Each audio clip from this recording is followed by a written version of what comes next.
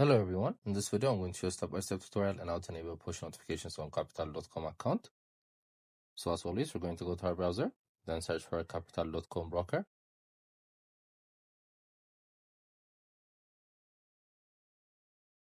Then we're going to click on the link that pops up.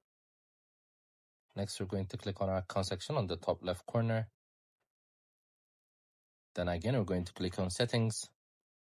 Then as you can see, there's the notifications option. You're going to click on it. So you're going to tick on the boxes which indicate push notifications. There are many of them, so scroll downwards and make a tick on them.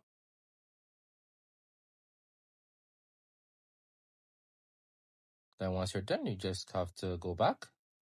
So it will automatically enable the notifications. So basically, this is how you do it. I hope you guys like this video. Subscribe for more, like for more, share for more. I hope to see you again. Goodbye.